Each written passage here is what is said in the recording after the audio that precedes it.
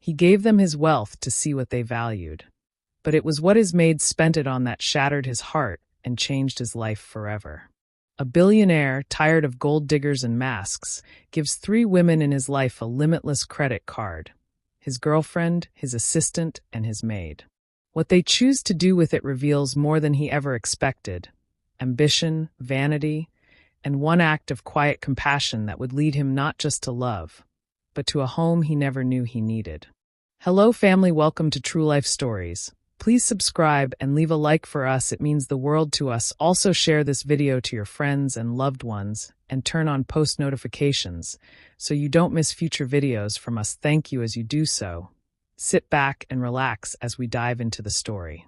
The sun filtered through the floor-to-ceiling windows of the penthouse, casting long golden streaks across the polished marble floors. The city below buzzed with life, horns honking, deals closing, dreams chasing. But up here, everything was still. Peter Rayford stood in front of the vast windows, sipping black coffee from a minimalist mug. He wore a tailored navy suit, unbuttoned at the collar, no tie. He looked perfect, but his eyes told a different story, one of fatigue, not of the body, but of the soul. The world knew him as the tech oracle, the billionaire genius who revolutionized smart home AI and cybersecurity. His face was on the covers of Forbes and Time, his name whispered with envy and admiration in elite circles. But behind the awards, the interviews, and the luxury, Peter felt something gnawing at his insides, a hollowness he couldn't code his way out of. "Sir, the car is ready," came a gentle voice from behind. Peter turned slightly. Mirabelle, his maid, stood at the edge of the room, not daring to step further without invitation. She wore her usual gray uniform, her hair tied in a simple bun, eyes cast down. "Thank you, Mirabelle," he said with a nod. She disappeared as quietly as she arrived. Peter sighed and turned back to the glass. He didn't need to be at the office today. His executives could handle the meetings. His assistant Stella had already prepared everything. His girlfriend Lana had texted him from Dubai, sending selfies with heart emojis. "Miss you, babe, kiss mark, can't wait to show you what I bought, face blowing a kiss dot." He didn't reply. He didn't feel missed. He felt watched, like a walking vault. Like everyone around him was waiting for an opportunity to open the door and take what they wanted. Even in love, especially in love, it always felt transactional. A gentle chime interrupted his thoughts. Stella, his personal assistant, had entered the room holding a tablet. "Morning, Peter. I have your briefing here," she said briskly, tapping the screen. "Not now, Stella." "Clear my schedule for the week," he said, walking past her. Stella blinked. "Everything." "Yes, everything. But Lana's dinner. Reschedule it. Or cancel. I don't care."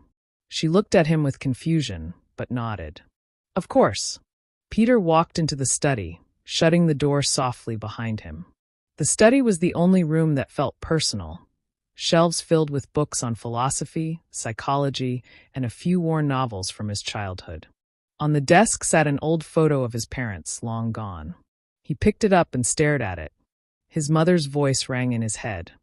"Marry a woman who builds, not just a woman who shines. Gold can be polished, but foundations must be strong." He sat down heavily in his chair. What good was all this empire, if he couldn't trust the people in his life? Lana was beautiful, no doubt. Every man envied him. But her affection shifted with the tides of luxury. When the gifts stopped, so did her tenderness. Stella was brilliant and efficient, but overly ambitious. He had once overheard her telling a friend at a company gala, "If I play my cards right, I could become Mrs. Rayford." That sentence lingered with him, like a stain on a white shirt. Then there was Mirabelle. Quiet, diligent Mirabelle. She barely spoke unless spoken to. She never asked for anything. She was paid well, had full benefits, and yet lived with a humility that didn't make sense to him. He once offered to pay for her mother's surgery when he overheard her talking on the phone in the kitchen. She had refused. "It's not your responsibility, sir. I'll manage." "Who does that?" Peter stared at the 3 names he had scribbled onto a notepad. Lana. Stella. Mirabelle. 3 women. 3 roles. 3 possibilities. His eyes narrowed. What if he could find out, truly, what they cared about without asking? Strip away the performance. See their core. He tapped a pen against the desk rhythmically, then picked up his phone and made a call. James, I need you to do something for me. Quietly. His head of private security answered immediately. Yes, sir. I'm going to give 3 women access to my resources. I want full surveillance. Purchases. Locations. Behavior. Keep it discreet. There was a pause. Understood. He ended the call and leaned back, a slow breath escaping his lips. This wasn't about tricking them. It wasn't a game. It was clarity. He was done being surrounded by actors. If there was one woman among them who saw him, and not the shine, he had to find her. He stood up and looked at the mirror on the wall. His reflection stared back, wealthy, powerful, respected. But alone. Not for long, he told himself. Peter sat alone in his study well past midnight, the only light in the room coming from a single brass desk lamp. The golden hue glinted off the crystal decanter beside him. He poured himself a 2-finger glass of scotch, the amber liquid swirling slowly as if hesitant to settle, like the thoughts in his head. He picked up the 3 velvet envelopes resting on the desk. Each one held a black, unmarked credit card, limitless. 3 names were written on the envelopes in silver ink: Lana, Stella, and Mirabelle. This was not a decision made in haste. Peter had thought about it for weeks. He didn't want to catch them in a lie. He wanted to see their truth. When handed freedom, what would each woman choose? He pressed the intercom button. James, everything ready? Yes, sir, his security chief replied. We've installed location tracking and synced all card activity. Updates will come hourly. No surveillance in private areas as requested. Good. He took a sip of scotch, letting it burn down his throat before standing and walking toward the window. Below, the city lights pulsed like stars fallen to earth. Somewhere out there, people were choosing what to do with their lives. And now, so would the 3 women closest to his own. The next morning, Peter met Lana at the helipad of the Rayford Tower. She stepped out of a black SUV in a designer jumpsuit, high heels clicking against the pavement. Her platinum hair shimmered in the sun, lips glossed, phone in hand. Babe, she said, wrapping her arms around his neck. Finally. You've been so distant. Peter smiled, though it didn't reach his eyes. You've been busy with your trip. She pouted. You didn't even comment on my new bag. He glanced at the handbag slung over her shoulder. White crocodile skin, gold clasps, easily 5 figures. It's nice, he said flatly, then reached into his coat and pulled out the envelope. I have something for you. Her eyes lit up immediately. What's this? A gift. No rules. 3 days. Spend how you like. She looked up at him, half in disbelief, half in glee. Are you serious? I am. She squealed, then kissed him on the cheek. You're the best, Peter. Really. This is exactly what I needed. I'll make you proud. I'm sure you will. She barely heard him as she spun toward her car, already dialing her best friend. Peter stood still, watching the SUV disappear into traffic. His chest was tight. She hadn't even asked why. Later that afternoon, Stella walked briskly into the office, tablet in hand, her dark red heels echoing through the hallway. She was punctual, professional, always dressed in sleek suits and minimalist jewelry. Peter, she said, stepping into his office. I cleared your schedule for the week. Pushed your VC call to next Monday. And here's the revised quarterly report. He nodded and took the tablet, then reached into the drawer and handed her the second envelope. She raised an eyebrow. What's this? A gift. For your hard work. Unlimited credit for 3 days. Spend it however you want. Stella hesitated for a moment, then her face softened into a practiced smile. That's generous. Very generous. You've earned it, Peter replied. She nodded slowly. Thank you, Peter. Truly. There was a glint in her eyes, the kind he had seen before, measured, calculating. As she left the office, she tapped away on her phone. Peter didn't need to read the message to know what it said. Within the hour, His security team notified him she had booked a luxury suite at a 5-star resort downtown and scheduled 2 spa treatments and a wine-tasting dinner. The purchases began almost immediately: designer heels, a limited edition perfume, then a reservation for a rooftop cocktail mixer known for its elite guest list. "Make connections," she had once told him. "It's not about money, it's about rooms." Now he would see which room she would walk into when given the key. Mirabelle found the envelope on the kitchen counter. It was resting beside her morning task list, with a note in Peter's handwriting. "This is for you, Mirabelle. No strings. Spend it however you want. You deserve it. P." She stared at the envelope for a long time before opening it. Her brows furrowed as she examined the card inside. She walked to Peter's study, knocking lightly on the door. "Come in," he said. Mirabelle stepped in, holding the envelope delicately between her fingers. "Mr. Rayford, I think this was left by mistake." Peter looked up from his desk. "No mistake. It's for you." "But sir, I don't understand. Did I do something wrong?" He chuckled softly. "No, you've done everything right. I just wanted to say thank you. You work hard. Take a few days. Do something for yourself." She looked uncertain. "I don't need anything, sir. My needs are met." "I know. But just take it. You have 3 days. Go live a little." Her eyes met his for the briefest moment, deep brown, sincere, a little afraid. Then she nodded. "All right.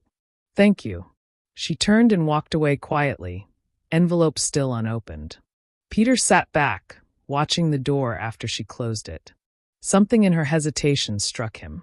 Unlike Lana or Stella, Mirabelle didn't seem to see the card as an opportunity, but as a burden. That, perhaps, was the most revealing sign of all. That night, James called him with the first batch of updates. Lana spent $32,000 today, mostly luxury boutiques and jewelry. She also rented a yacht for a private party tomorrow. Peter's jaw tightened. Stella booked a photo shoot for herself with a celebrity stylist and has scheduled a networking brunch with several of your competitors. "Expected," Peter murmured. "And Mirabelle?" A pause. "She bought groceries, paid 2 months' rent, gave a cash donation to a local orphanage. And, sir, she purchased 4 takeout meals, which she handed out to homeless men on 8th Street. Peter felt his throat tighten. "She didn't use the full card?" he asked. "She's barely used 1%. "Thank you, James. Keep me posted." As the call ended, Peter remained still for a long moment. Outside, the night deepened. The city sparkled, but all he could think about was the smallest act, the quietest gesture. No flashy dresses. No spa retreats. No clinking glasses over rooftop views. Just a woman with a humble spirit, sharing food with people colder than she was. A silent kind of dignity that couldn't be bought. And that was everything. The next morning, Peter didn't go to the office. He didn't shave. He didn't dress for meetings. He didn't make calls. Instead, he sat at his breakfast table in a loose sweater, barefoot, sipping black coffee as he scrolled through the quiet reports James had sent at dawn. The updates were chilling in their simplicity: screenshots of receipts, surveillance stills, itemized transactions. There was no commentary, no judgment, just the unvarnished truth about how each woman had used her freedom. He clicked on the first report, Lana. Lana's morning began at the Gilded Swan, one of the most exclusive boutiques in the city. A private appointment. Champagne was offered. She arrived in a black chauffeur-driven Bentley, hair curled into loose waves, wearing oversized sunglasses and a silk blouse that fluttered in the wind. Peter watched the security feed. Lana strode through racks of clothing like royalty, pointing at items without looking at price tags. The boutique staff scurried behind her, their arms piled with hangers. From her phone came Instagram stories, videos with hashtags. Hashtag treat yourself, hashtag rich life, hashtag spoiled and blessed. Later that day, she was photographed having lunch at La Verre, a high-end rooftop restaurant. 4 of her friends joined her, all influencers, all dressed for a fashion week that wasn't happening. The lunch bill totaled over $2,000. Bottles of wine, steak tartare, lobster risotto, and enough desserts to feed a small wedding party. James's report added a side note. One of the guests was rude to the waiter. Lana laughed and filmed it. By evening, the spending reached a fever pitch: jewelry stores, 2 designer handbags, a $6,000 diamond anklet. Then came the yacht. She'd rented one for the next day. A white party on the water. The guest list? Nearly 50 people, none of whom Peter had ever met. She hadn't texted him once. Not to thank him. Not to check in. Not to ask if he wanted to join her. Just stories. Hashtags. Poses. Performances. All for the camera. All for her audience. Peter clicked on the next report, Stella. Her morning was meticulous. She started at the spa, the Elements Retreat, known for its stress detox package. Facial, massage, herbal steam. Then, she had a fitting at a high-end designer tailor. Custom dress, shoes, and a full wardrobe consultation. She wasn't buying beauty. She was buying strategy. At 3 p.m., Stella arrived at a members-only rooftop club in a sleek navy cocktail dress, her makeup flawless, her expression calm. She met with 3 men, all senior executives in firms that had been circling Peter's company for acquisition talks. Peter stared at the footage. It had no audio, but he didn't need it. She leaned forward at the table, smiling, confident. A toast was made. She handed over business cards. James's note read. She introduced herself as Peter Rayford's closest advisor. Played heavily on her proximity to you. Later that evening, Stella posted on LinkedIn. Success is about the rooms you walk into, and who's waiting for you at the table. Always come prepared. Clinking glasses, #strategy, #leadership, #women in power. Peter closed the laptop and pushed it away. There was nothing illegal, nothing sinister. But it still cut deep. The last file remained unopened for hours. Peter almost couldn't bring himself to click it. He wasn't sure why. When he finally did, it began with a photo of Mirabelle standing in line at a neighborhood market. Not a gourmet store, not organic, just a small corner grocery 2 blocks from her apartment. Her cart was modest: rice, beans, canned goods, a small bottle of olive oil, fresh bread, and a bouquet of daisies.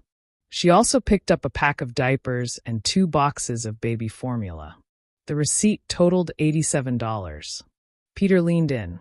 The next photo was her walking to a 4-unit brick building. She climbed the stairs to her modest apartment, let herself in, and reappeared minutes later holding 2 canvas grocery bags. She walked 3 blocks to a nearby hospital, where she spoke quietly to the front desk nurse. After some back and forth, she handed over the card and paid off a bill. James's team later confirmed it was for a neighbor's chemotherapy treatments. No announcement. No selfie. Just a quiet donation. Later that day, she visited the old stone orphanage on 6th Street. Peter recognized the building. It had peeling paint and rusted gates. Mirabelle brought books, art supplies, and fruit. One of the final images showed her seated on the floor with 3 children around her. One of them had curled up and fallen asleep in her lap while she gently patted his back. Peter's throat tightened. She didn't know she was being watched.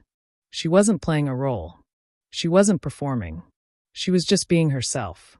And her day had cost less than a pair of Lana's earrings. That evening, Peter stood on the balcony of his penthouse, untouched scotch in hand, watching the stars. Or maybe just the city lights pretending to be stars.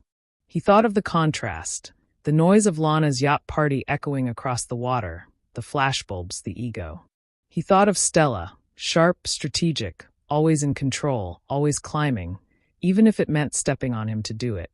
And he thought of Mirabelle. Simple Mirabelle. Kind Mirabelle. Feeding others, healing debts that weren't hers, showing up quietly where the world had turned its back. He'd given them each the same chance. And each had revealed everything. It wasn't about money. It never had been. It was about character. The masks had fallen.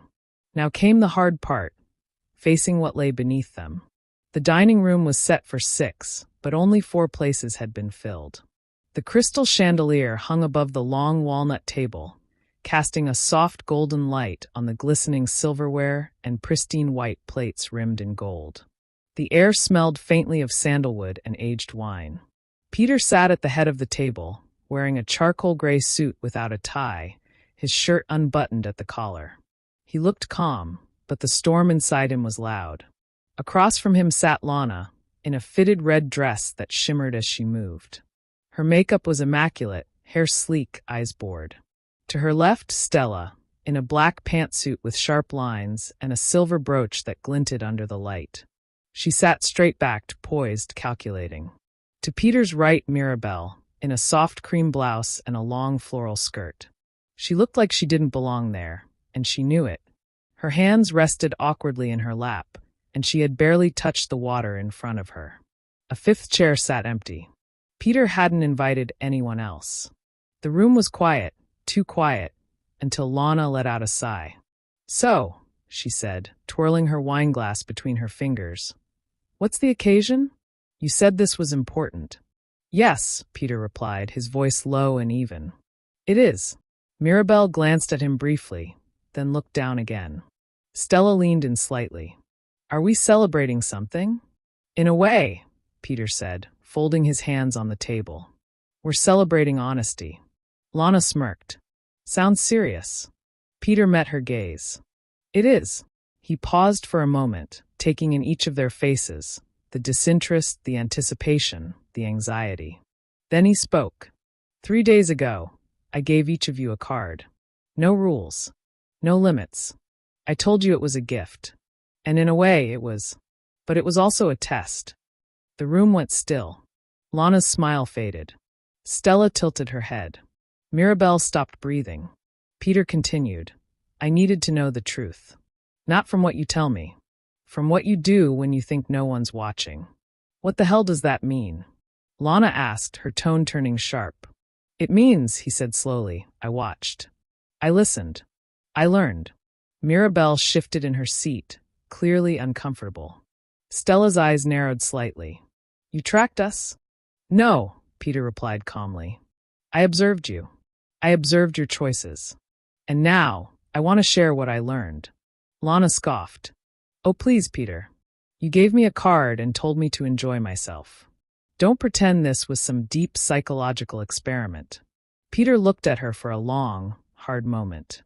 "You spent $86,000 in 3 days," he said plainly. "You bought designer shoes in 5 different colors. You tipped a man $500 just for parking your car and then told your friends he was cute for a peasant. You laughed when your friend mocked a waitress for her accent." Lana's jaw tightened. "That's none of your business." "It was my business. Because you made it my business when you showed me who you are." She stood up, furious. "You spied on me." Peter didn't flinch. "No. You exposed yourself." Lana's face flushed red. "So what? I enjoyed myself. You said that was the point." "I said, spend it how you like." "And you did. You used it to feed your ego." Lana grabbed her clutch, shoving her chair back. "Unbelievable. You're sick." "No," Peter said, cool and steady. "I'm done being blind." She stared at him for a long second, waiting for him to apologize. When he didn't, she turned and stormed out of the room, heels pounding against the marble floor. A heavy silence followed. Stella exhaled slowly, the tension in the room now thick and suffocating. Peter turned to her. "Stella," he said, "you were different. You didn't throw parties. You didn't waste money. But you used the card to elevate yourself. You attended business mixers. Scheduled meetings with executives I've never introduced you to. Sold the idea that you were my partner when you aren't." Her eyes narrowed. "So ambition is a crime now?" "No," he said quietly. "But deception is. And you weren't investing in us. You were investing in your exit strategy." "I've given you 5 years of my life," she said, her voice growing tense. "I've worked around the clock. I've saved you from disasters. You know how many times I cleaned up after your ex-girlfriends? The press? You're bored." "I know," Peter said. "And I'm grateful. But loyalty doesn't give you license to manipulate." She rose slowly, adjusting her blazer. "I see what this is." "What is it?" You've decided she's the saint, Stella said, nodding toward Mirabelle. The maid with a golden heart. This is some twisted Cinderella fantasy, isn't it? Mirabelle froze, eyes wide. Stella, Peter began, but she cut him off. No, it's fine. I just wish you had the guts to tell me you were done, instead of staging a performance. Good luck with your experiment. She walked out more gracefully than Lana, but the door still closed like a gunshot. Peter turned slowly toward Mirabelle. She hadn't moved. I'm sorry you had to witness that, he said gently. Mirabelle's voice was barely a whisper. I didn't know what this was.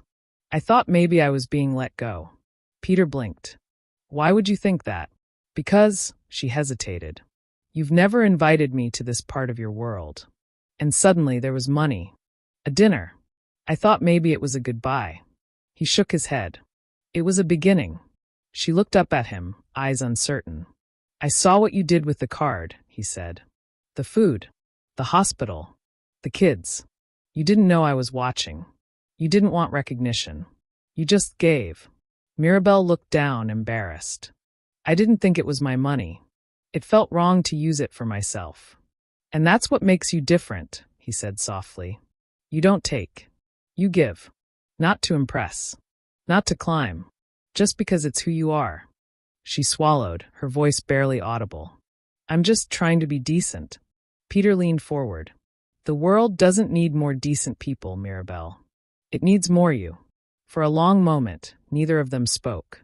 Outside, the wind picked up, rustling the trees in the garden below. Mirabelle looked around the empty table, the untouched wine, the silent walls. I don't belong here, she said quietly. He reached across the table and took her hand. Yes, he said. You do. The mansion was silent again. After the confrontation in the dining room, Peter hadn't moved from his seat for what felt like hours. The flickering candle in the center of the table had burned down to a stub, its wax forming a glossy pool around the silver base. He sat there alone, staring into the stillness. In his mind, Lana's laughter still echoed. Stella's words still stabbed. But Mirabelle had said almost nothing. Yet her silence had been the loudest. He stood abruptly, the chair scraping against the floor, and walked out of the dining room with purposeful steps. Down the hallway, past the grand staircase, toward the servant quarters, an area of the house he rarely visited. Not because he saw it as beneath him, but because it had never occurred to him to cross that line. But lines, he was beginning to realize, had always been drawn in the wrong places. He reached the end of the hall. Her door was closed, but the light inside was on. He hesitated, then raised his hand and knocked twice. There was a pause. Then the soft sound of footsteps approaching. The door opened. Mirabelle stood there, her floral skirt now replaced by plain cotton pajama pants and a loose t-shirt. Her hair was down, slightly tousled, and her face was free of makeup. She looked younger. Tired. Real. Mr. Rayford? She said, her voice quiet but steady. He gave a small smile. Peter. Please. Just Peter. She nodded, stepping aside slightly. Do you need something? No, he said. I mean, yes. I need to talk. May I? Mirabelle looked uncertain but nodded again. Of course. He entered the small room, shutting the door softly behind him. It was modest, neat, cozy, and personal. A bookshelf filled with worn novels. A framed photo of an older woman. Her mother, perhaps. A vase of fresh daisies on the desk. The same ones he'd seen her buy. Peter took it all in quietly. You keep it beautiful in here, he said. Mirabelle gave a soft smile. It's the only space that's really mine. He nodded, then sat gently on the edge of the small love seat near the window. She remained standing. I owe you an apology, Peter began. Mirabelle's brow furrowed. Why? For dragging you into all of this. For putting you in the middle of a test. For watching you like you were some kind of subject in an experiment. You didn't hurt me, she said softly. But I used you, he replied. Not just you. All of you. I was trying to protect myself. But in doing so, I manipulated people. Even the good ones. She walked slowly to the desk and sat on the chair, facing him. I don't blame you, she said. You're surrounded by people who want what you have, not who you are. That must be exhausting. He chuckled bitterly. You have no idea. There was a silence between them. Not awkward, just unspoken. Then Mirabelle said, You asked me why I didn't use the card for myself. Peter looked up. I wanted to, she admitted.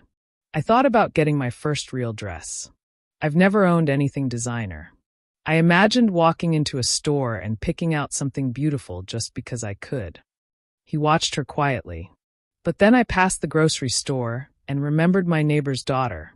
She's been skipping meals to help her mom afford medicine. And I saw an old man on the street holding a sign that said, I just want to be warm tonight. I couldn't ignore them. Not when I had the chance to help. You didn't think twice? He asked. I did, she said honestly. But I thought, what if this card disappeared tomorrow? What would I want to remember? That I bought a dress, or that I made someone feel like they mattered? Peter felt something shift inside him, like a door quietly unlocking. No one's ever said that to me, he whispered. She tilted her head. What do you mean? He hesitated, then stood and walked to the window. I've built everything from the ground up, he said. Every cent, every company, every opportunity. But not a single person in my life has ever told me that I mattered. Just what I gave, what I owned, what I could do for them. He turned to face her. You did all that for strangers, with no expectation, no cameras, no attention, just because you could. She looked down. That's how my mother raised me. We didn't have much. But she used to say, kindness doesn't need a reason. It just needs a heart willing to give. He stepped closer. And you have that heart, Mirabelle. She looked up at him, eyes meeting his. They stood in silence for a long beat, neither moving, neither breaking the gaze. Then she spoke, her voice barely above a whisper. Why are you really here, Peter? He took a breath. Because I'm tired of pretending, he said. Tired of performing. Tired of being with people who only see my bank account. And what do you see when you look at me? She asked, her voice trembling. He reached out slowly, gently brushing a strand of hair behind her ear. I see peace. I see honesty. I see someone who doesn't want anything from me, except maybe to be seen back. Mirabelle's eyes welled, but she didn't look away. I'm afraid, she admitted. I'm just me. I don't know your world. I don't know how to be, what you're used to. Good, Peter said, because what I'm used to has never made me feel anything real. She didn't respond. She didn't have to. In that tiny room tucked away in a mansion filled with silence, something profound passed between them. An understanding, fragile but real. Not based on status or appearances, but on shared solitude. Not romance yet, but the first breath of it. Rain tapped softly against the glass as autumn settled over the city. The once lush trees along the estate's grounds had begun to shed their golden leaves, collecting like memories along the edges of the cobbled path leading to the main entrance. Inside, the mansion didn't feel quite as quiet anymore. Mirabelle stood in the walk-in wardrobe that once belonged to Peter's ex-girlfriend, now cleared out entirely, repainted, and transformed into something simpler. Not luxurious, just intentional. In front of her was a mirror, and behind her, a row of clothes that still felt too expensive, too tailored, too not her.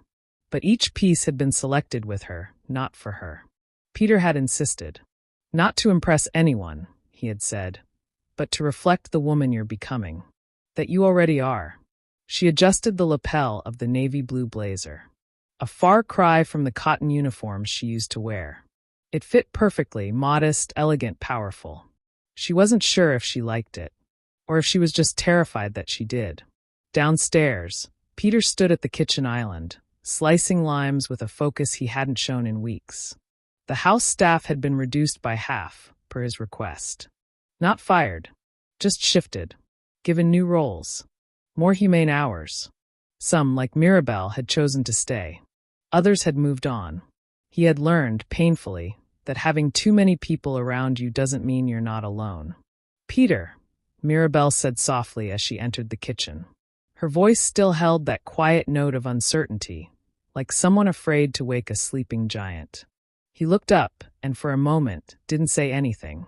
His eyes trailed slowly from her shoulders to her shoes, but there was no hunger in his gaze, just admiration. "You look capable," he said, smiling. She raised an eyebrow. "That's a compliment?" He laughed. "Coming from me, that's high praise." Mirabelle smiled, still not used to being smiled at in this house. "Are you sure about this?" she asked, fiddling with the sleeve. "Bringing me to the investor luncheon? I'll stand out." "Good," he replied, placing the knife down. "Let them see what real looks like." The investor luncheon was held at a private art gallery downtown. Marble floors, abstract paintings, cold shrimp cocktails, and $200 wine glasses. Peter entered with Mirabelle by his side, no security detail, no red carpet treatment. Just two people walking shoulder to shoulder. As expected, the room reacted. Subtly, the way rich rooms do. A glance here, a whispered question there. A few forced smiles, a few polite nods.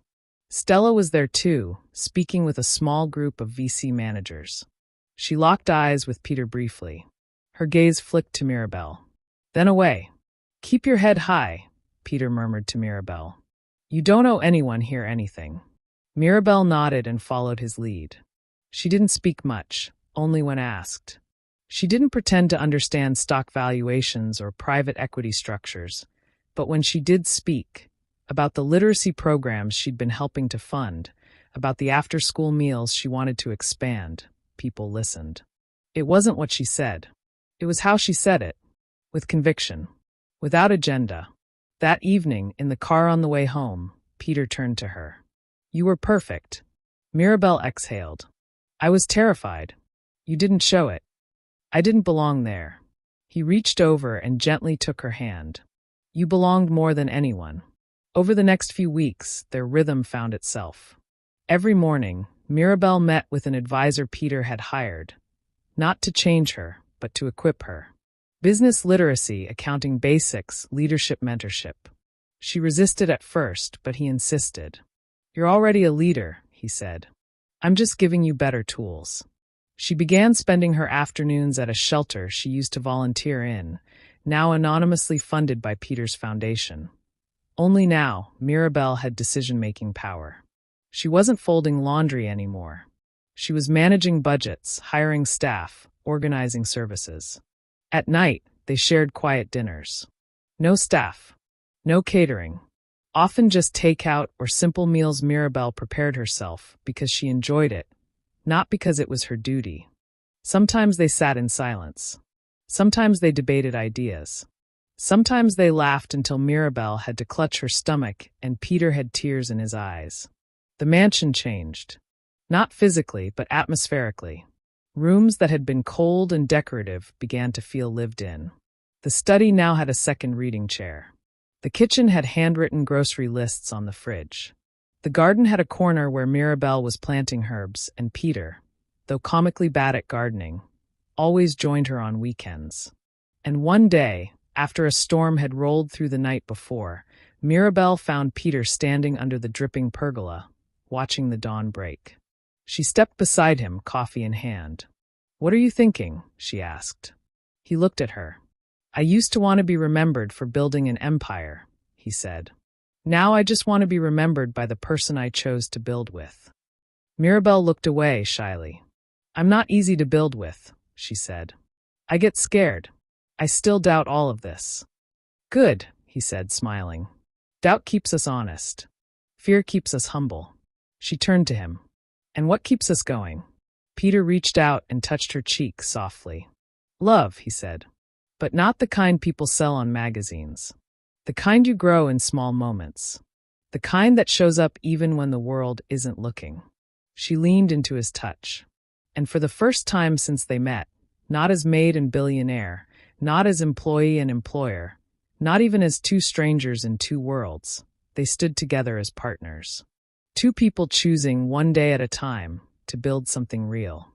The fireplace crackled softly in the background, casting shadows that danced along the stone walls of the sunroom. Outside, the garden was quiet under a blanket of early morning frost. The rosemary bushes dusted white like a light breath of winter. A faint hum of classical music played from the vintage radio Peter had found at a flea market, something Mirabelle insisted on restoring herself, piece by piece. Inside, warmth pulsed, not from the fire, not from the blankets, but from something intangible, something earned. Peter sat cross-legged on the plush rug, wearing an old college hoodie, a mug of tea balanced between his hands. Across from him, on the oversized floor pillow, sat their daughter, just 3 years old, curly hair tousled, eyes wide with curiosity, clutching a picture book upside down. Mirabelle entered the room in soft slippers and a cardigan 2 sizes too big, Peter's of course. She carried a plate of toast and fruit, humming under her breath. She didn't ask if he'd eaten. She didn't hover. She just placed the plate beside him, kissed the top of his head, and sat down with a content sigh. This was their life now. No champagne towers. No red carpets. Just shared mornings and honest moments. And it was perfect. The mansion that once echoed with emptiness now echoed with life. The cold marble floors had been softened with area rugs collected from local artisans. The dining room, once a stage for performances and posturing, now held mismatched chairs and a long, handmade wooden table where neighbors, former employees, and children from the foundation often joined for dinner. One of the wings had been converted into a learning center. Art supplies, donated books, language lessons. Another wing had been renovated into temporary housing for women escaping domestic violence. Anonymous, safe, sacred. Mirabelle had insisted on it. "I don't want a palace," she had told Peter once. "I want a home that shelters more than just us." He had nodded, no hesitation, because by now he understood. Her heart didn't beat for attention, it beat for impact. Mirabelle never asked Peter to announce her role. She wasn't interested in press releases or charity galas. But her influence became undeniable. She co-founded the Rayford Human Dignity Initiative, a nonprofit dedicated to housing, healthcare, and education for underprivileged communities. She designed every program. She visited every site. She remembered every name. And still, every Thursday without fail, she went to the orphanage on 6th Street. Now painted fresh white, with a playground built by Peter's team and funded by donations, not wealth. Peter would sometimes accompany her there, quietly watching as she sat cross-legged among the children, telling stories, teaching words, tying shoelaces. They didn't know she used to mop floors. They didn't care. They only knew she made them feel seen. And Peter? He found himself in awe of her more with each passing day. The media had, of course, tried to spin their story. First with scandal. Billionaire leaves heiress girlfriend for housemaid. Cinderella or strategic social climber? But when no drama followed, and Mirabelle refused all interviews, and Peter ignored the tabloids altogether, the noise died. Eventually, the world accepted that maybe, just maybe, their story was not a performance. It was, in fact, a revolution.